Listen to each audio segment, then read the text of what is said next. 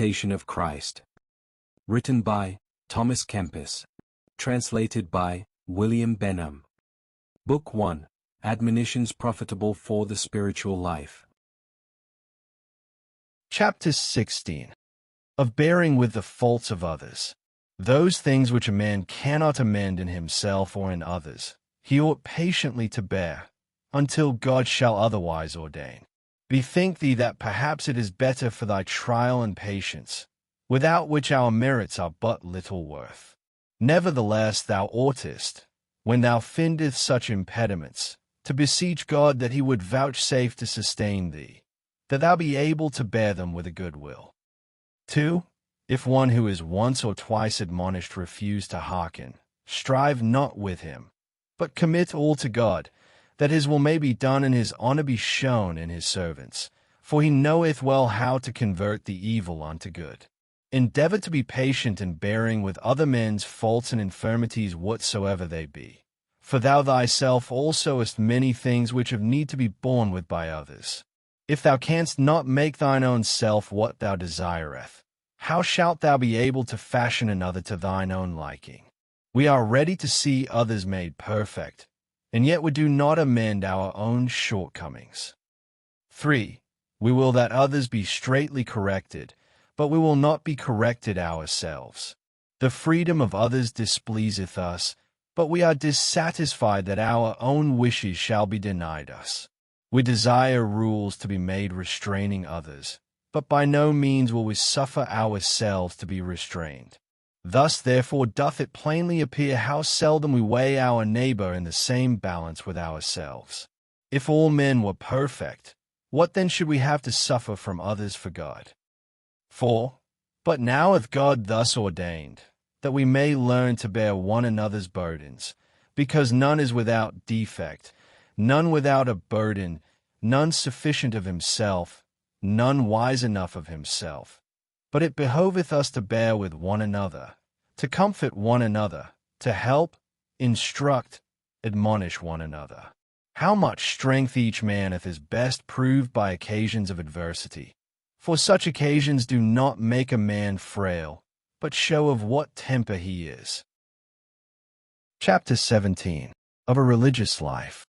It behoveth thee to learn to mortify thyself in many things, if thou wilt live in amity and concord with other men.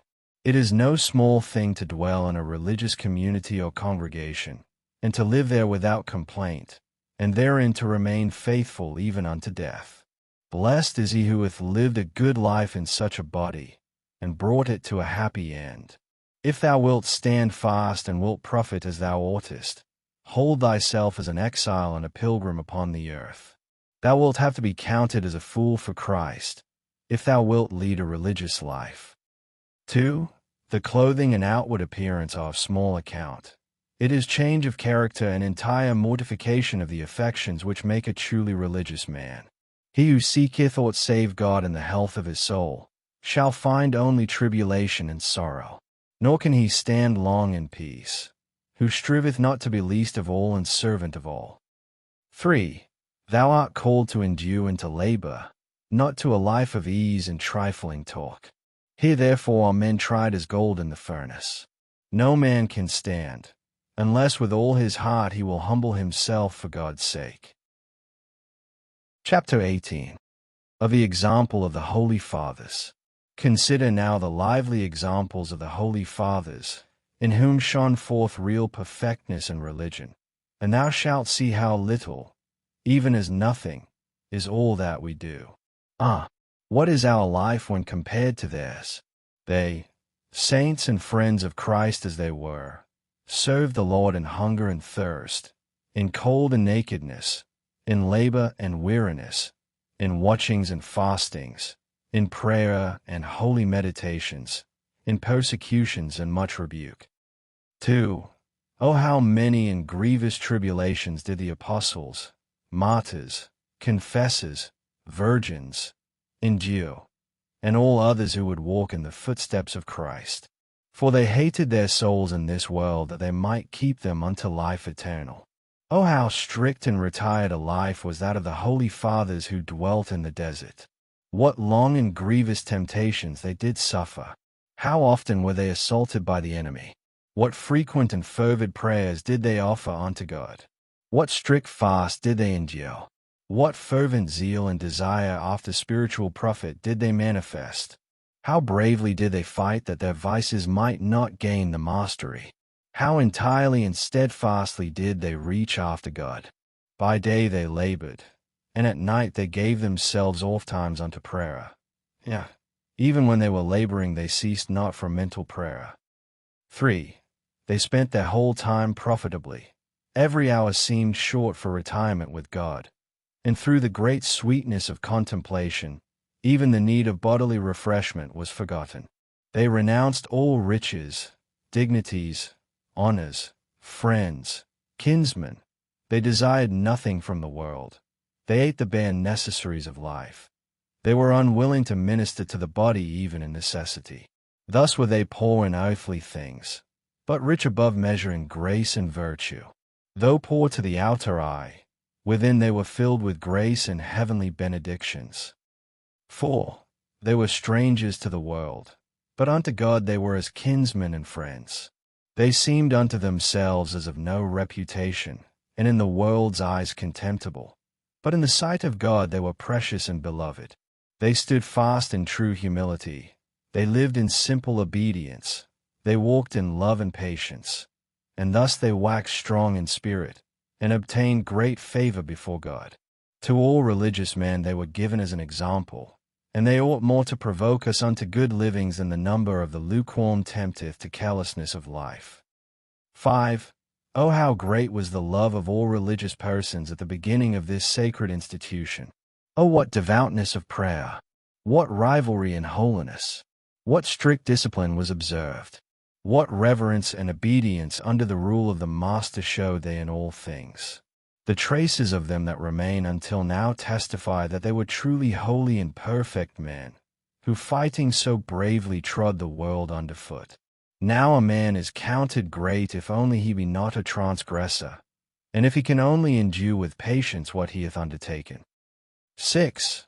Oh, the coldness and negligence of our times, that we so quickly decline from the former love, and it has become a weariness to live, because of sloth and lukewarmness. May progress in holiness not wholly fall asleep in thee, who many times has seen so many examples of devout men. Chapter 19. Of the exercises of a religious man. The life of a Christian ought to be adorned with all virtues, that he may be inwardly what he outwardly appeareth unto man. And verily it should be yet better within than without, for God is a discerner of our heart, whom we must reverence with all our hearts wheresoever we are, and walk pure in his presence as do the angels. We ought daily to renew our vows, and to kindle our hearts to zeal, as if each day were the first day of our conversion, and to say, Help me, O God, in my good resolutions, and in thy holy service, and grant that this day I may make a good beginning, for hitherto I have done nothing. 2. According to our resolution so is the rate of our progress, and much diligence is needful for him who would make good progress. For if he who resolveth bravely oftentimes falleth short, how shall it be with him who resolveth rarely or feebly? But manifold causes bring about abandonment of our resolution. Yet a trivial omission of holy exercises can hardly be made without some loss to us.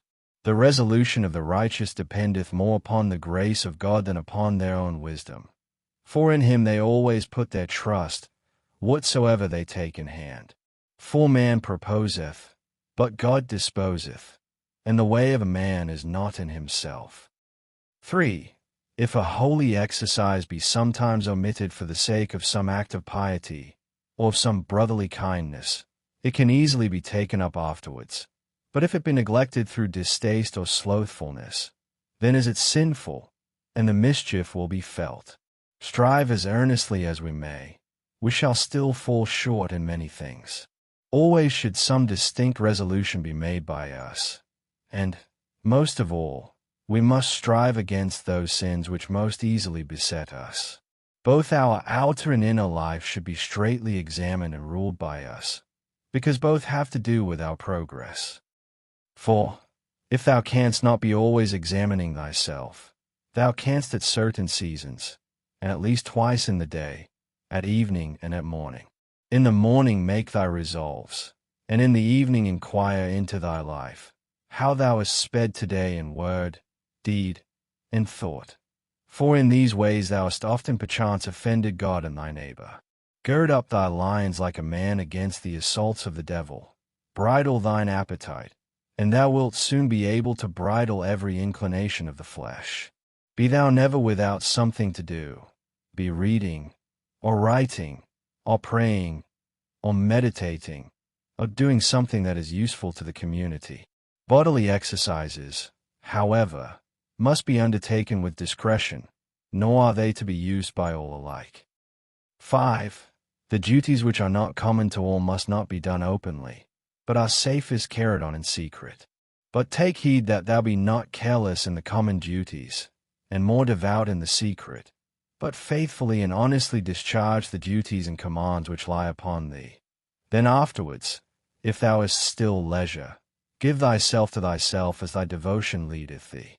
All cannot have one exercise, but one suiteth better to this man and another to that. Even for the diversity of season different exercises are needed. Some suit better for feasts, some for fasts.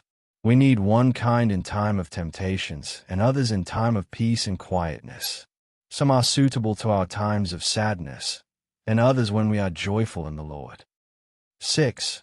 When we draw near the time of the great feasts, good exercises should be renewed, and the prayers of holy men more fervently besought. We ought to make our resolutions from one feast to another, as if each were the period of our departure from this world, and of entering into the eternal feast. So ought we to prepare ourselves earnestly at solemn seasons, and the more solemnly to live, and to keep straightest watch upon each holy observance, as though we were soon to receive the reward of our labors at the hand of God. 7. And if this be deferred, let us believe ourselves to be as yet ill-prepared, and unworthy as yet of the glory which shall be revealed in us at the appointed season. And let us study to prepare ourselves the better for our end. Blessed is that servant, as the evangelist looketh it, whom, when the Lord cometh, he shall find watching. Verily I say unto you, he will make him ruler over all that he hath. Chapter 20. Of the love of solitude and silence. Seek a suitable time for thy meditation, and think frequently of the mercies of God to thee. Leave curious questions. Study such matters as bring thee sorrow for sin rather than amusement. If thou withdraw thyself from trifling conversation and idle goings about, as well as from novelties and gossip, thou shalt find thy time sufficient and apt for good meditation. The greatest saints used to avoid as far as they could the company of man, and chose to live in secret with God. 2. One hath said, As oft as I have gone among men, so oft have I returned less a man. This is what we often experience when we have been long time in conversation. For it is easier to be altogether silent than it is not to exceed in word. It is easier to remain hidden at home than to keep sufficient guard upon thyself out of doors. He, therefore, that seeketh to reach that which is hidden and spiritual, must go with Jesus apart from the multitude. No man safely goeth abroad who loveth not to rest at home. No man safely talketh but he who loveth to hold his peace. No man safely ruleth but he who loveth to be subject. No man safely commandeth but he who loveth to obey. 3. No man safely rejoiceth but he who hath the testimony of a good conscience within himself. The boldness of the saints was always full of the fear of God, nor were they the less earnest and humble in themselves, because they shone forth with great virtues and grace. But the boldness of wicked men springeth from pride and presumption, and at the last turneth to their own confusion. Never promise thyself security in this life, howsoever good a monk or devout as solitary thou seemest. For often those who stand highest in the esteem of man fall the more grievously because of their over-great confidence. Wherefore it is very profitable unto many that they should not be without inward temptation, but should be frequently assaulted, lest they be overconfident, lest they be indeed lifted up into pride, or else lean too freely upon the consolations of the world. Oh, how good a conscience should that man keep, who never sought a joy that passeth away, who never became entangled with the world. Oh, how great peace and quiet should he possess, who would cast off all vain care, and think only of healthful and divine things, and build his whole hope upon God. 5. No man is worthy of heavenly consolation, but he who hath diligently exercised himself in holy compunction. If thou wilt feel compunction within thy heart, enter into thy chamber and shut out the tumults of the world. As it is written, commune with your own heart in your own chamber and be still. 1. In retirement thou shalt find what often thou wilt lose abroad. Retirement, if thou continue therein, groweth sweet, but if thou keep not in it, begetteth weariness. If in the beginning of thy conversation thou dwell in it and keep it well, it shall afterwards be to thee a dear friend, and a most pleasant solace. 6. In silence and quiet the devout soul goeth forward and learneth the hidden things of the Scriptures. Therein findeth she a fountain of tears, wherein to wash and cleanse herself each night, that she may grow the more dear to her Maker as she dwelleth the further from all worldly distraction. To him who withdraweth himself from his acquaintance and friends God with his holy angels will draw nigh. It is better to be unknown and take heed to oneself than to neglect oneself and work wonders. It is praiseworthy for a religious man to go seldom abroad, to fly from being seen, to have no desire to see men. 7. Why wouldest thou see what thou mayest not have? The world passeth away and the lust thereof. The desires of sensuality draw thee abroad. But when an hour is past, what dost thou bring home, but a weight upon thy conscience and distraction of heart? A merry going forth bringeth often a sorrowful return, and a merry evening maketh a sad morning. So doth all carnal joy begin pleasantly, but in the end it knoweth away and destroyeth. What canst thou see abroad which thou sayest not at home? Behold the heaven and the earth and the elements, for out of these are all things made. 8. What canst thou see anywhere which can continue long under the sun? Thou believest perchance that thou shalt be satisfied, but thou wilt never be able to attain unto this. If thou shouldest see all things before thee at once, what would it be but a vain vision? Lift up thine eyes to God on high, and pray that thy sins and negligences may be forgiven.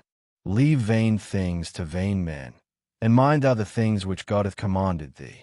Shut thy door upon thee, and call unto thyself Jesus thy beloved. Remain with him in thy chamber, for thou shalt not elsewhere find so great peace. If thou hadst not gone forth nor listened to vain talk, thou hadst better kept thyself in good peace. But because it sometimes delighteth thee to hear new things, thou must therefore suffer trouble of heart.